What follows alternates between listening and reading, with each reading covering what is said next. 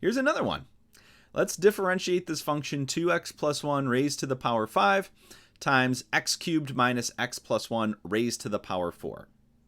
And so again, whenever we're presented with a function to differentiate, we kind of have to identify, well, what is the main operation here? And in this one, it's another product. So we have two functions of x essentially being multiplied together. We have this first one here, the 2x plus 1 raised to the power 5. And then we have this second one over here, this x cubed minus x plus 1 raised to the power 4. So we have these two different functions being multiplied together. So in order to calculate the derivative, we have to kind of differentiate our way through this product. So that's what we're going to do. We're going to start with our product rule. So how do we implement our product rule? We'll write down two copies of our product.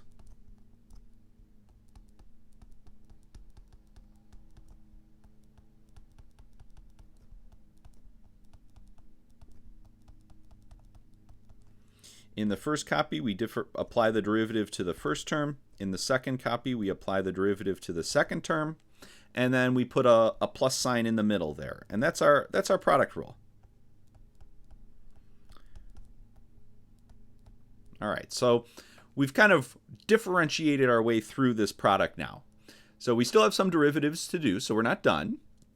But now, here, this is a kind of a general power function, and this is a general power function as well.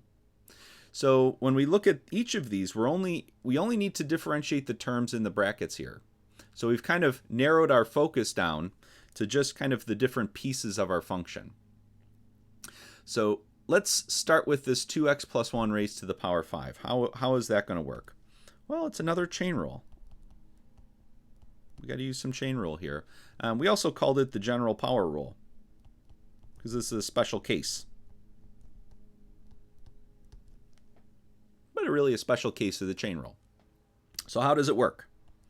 Well, we differentiate our outer function. So the outer function here is a power function. It's raised to the power 5. So we differentiate that power function just like we normally would. So we bring down the 5, put it in front, keep what we have inside the parentheses exactly the same, subtract 1 from the exponent. So that's just power rule. Bring down the exponent, keep what you have, subtract 1. Then, where the chain rule kind of comes in, is we have to then multiply by the derivative of the inner function. So we take our inner function and we multiply by its derivative. And then we keep going. That differentiates this whole term inside the brackets, so we can move on. We then have this x cubed minus x plus 1 raised to the power 4.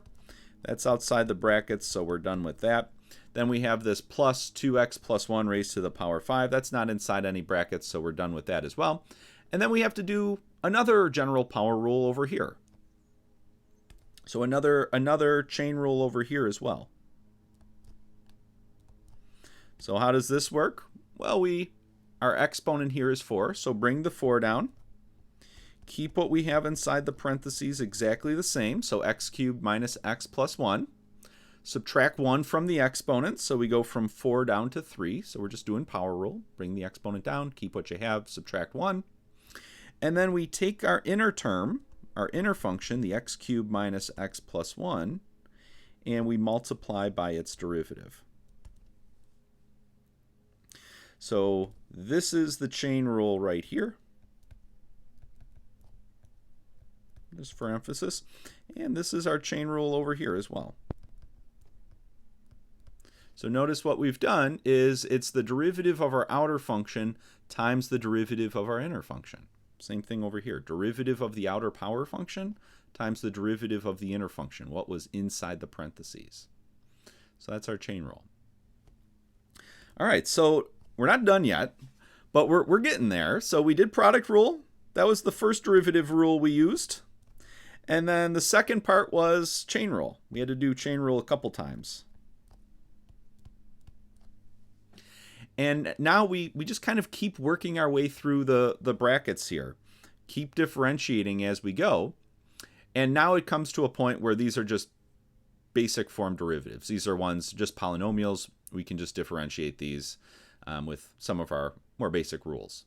So derivative of 2x plus 1 is 2.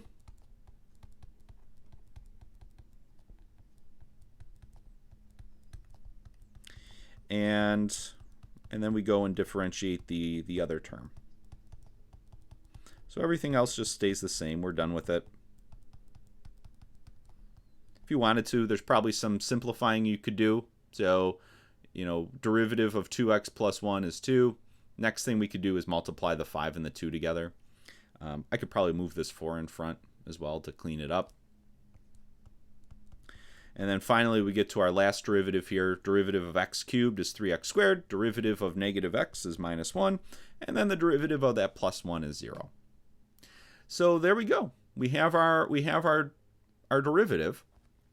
If we wanted to, we could simplify this. So again, you could just stop here.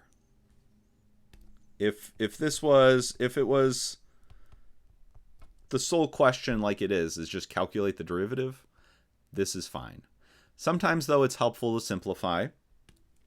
So what could we do to simplify? Well, we could actually factor a bit. So there's a bit of factoring we could do. If we look in this first piece right here, we have a 2x plus 1. We also have a 2x plus 1 over here. And then we actually have 4 copies of it here. We have 5 copies of it here. So we could actually factor out 4 copies of 2x plus 1 of 2x plus 1. So we could factor out 2x plus 1 raised to the power 4. And what are we going to have left if we do that? Well, we're going to have a 5 times 2, which is 10. And then we're going to have this power of x cubed minus x plus 1. But we're actually going to be able to factor that out as well. So let's actually slide this over.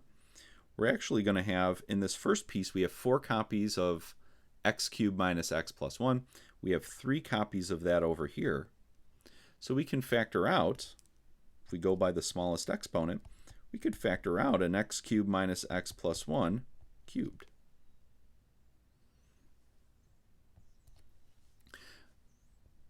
So we have 1 left over here.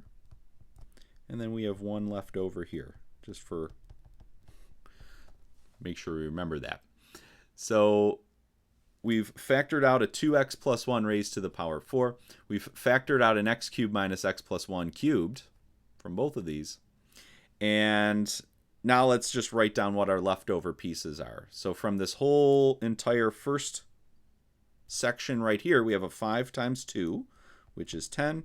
And then we have 1 of these x cubed pieces left over.